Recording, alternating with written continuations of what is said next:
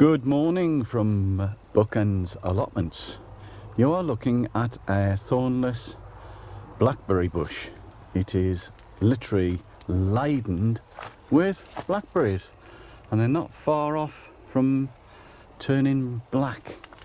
It's been a little while because of the lockdown and everything. The wife had to isolate herself, so it was left to me to look after the allotment, and it's a bit difficult when there's just one of you and you don't come up every day. I'm just showing you Raspberry Alley, which we've lost the alley. That, where I'm looking at now, the centre there, I'll zoom in, should be the walkway. And it's not. It's well and truly grown and bushed. I'm going to have to get down there. That's the ordinary raspberries. Here is golden raspberries, which we always show, which they are lovely. If you've never tried a white raspberry, please get one and try them. They are lovely. You're looking at this empty bed. That was the strawberry bed. We've decided to take out the old plants, get some new ones, and start a new bed, which we've just come up to water today because it's gonna be hot. I'll just whiz you around to our flowers. Look at these beauties. They're really coming on. Nice. We've only have one of these left.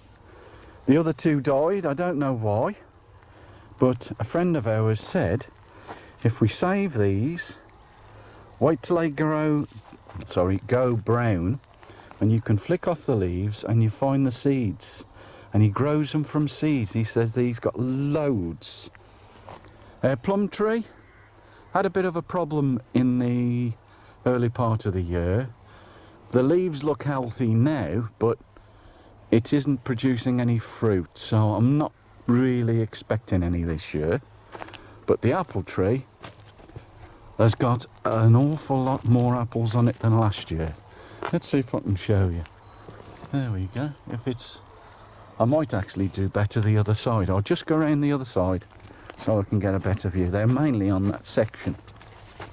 The cage you saw there was got the tomatoes, and I will show you what we normally do.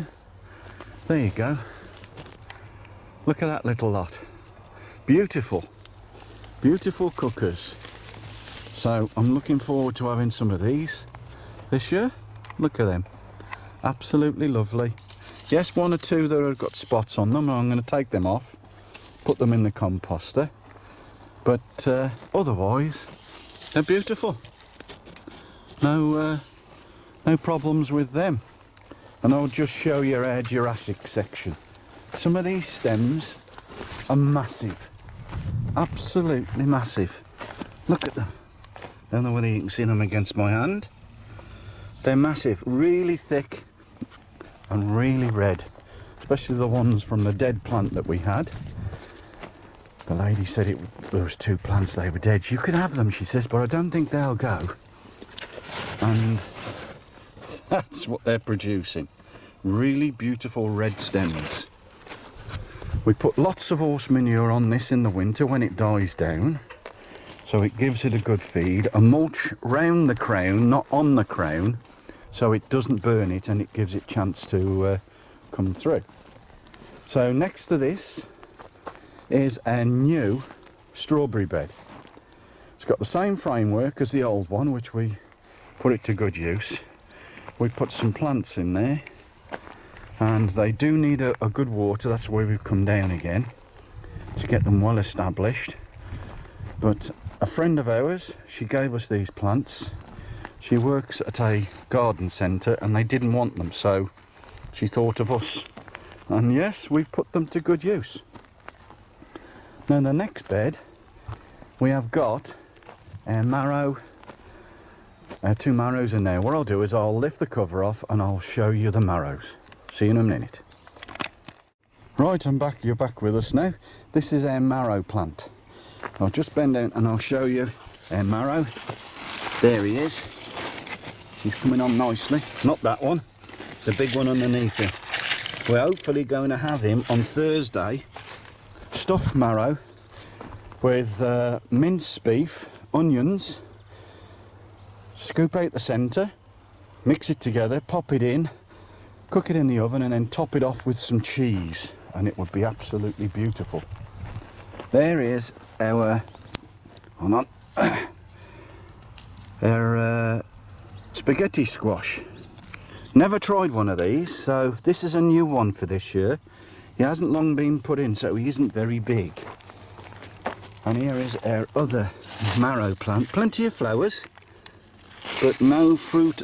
Oh yeah, one fruit at the bottom. So yes, things are coming on. Next to this bed is our dwarf French beans. We've got put some lettuce in just to give them a go, and they've come on really well. And next to those is our sweet corn. We gave sweet corn a go, I think the first year we came here, and we think the mice had them, so we're going to have to get prepared this time. So the next bed here, there's our potatoes. We've had some lovely late first earlies because we were late putting them in. Mainly the ones from here, this section, is our main crop. So those are later in the year. And there's our horseradish. We've always said we were going to do horseradish, and we've never taken him out of that bucket. And he's come on really lovely. The bed over there, we're going to be doing the no dig. Even though the weeds are coming up, I've dug it all out. Most of that soil went into the strawberry bed. I'm going to layer it with cardboard, which I get from work, get the manure, and then top it off with compost. So eventually we will do all the beds down the same. There is our beans. I don't know whether some of you other people are having the same problem as us. The beans are very slow this year, even though we were late putting them in, but they still seem to be very slow. Our peas, they're now gradually coming on after the birds have had a good go at them. They have, but yes, it's slowly coming on. This is a butternut squash. He was put in the same as the spaghetti squash was put in. Courgette plants. Yes, another courgette to take home. We're getting courgettes, and that's another butternut squash down there. I always put that crown round them to keep the water in. I'd rather have the water go down with the plant. Hold on a second, the missus is signalling me something. I'll get back to you in a minute. Right, sorry about that. The wife wanted the secateurs. Couldn't find them. Right, what you're looking at is our carrots. They are really coming on. They're only stumpy carrots. We had some on Sunday, and they were lovely. A really nice taste. That's the make of them. So we bought them from the co-op actually, and they're really nice. We haven't had a lot of things, like I said, a lot of things to do in the greenhouse and everything this year. These are some of the strawberry runners that we took off the old strawberry bed which I showed you. We popped them in there, the old carrot bed. There's another thornless blackberry. We're going to be giving that to our neighbour. She'll like that one, she says. So, and that is our new gooseberry.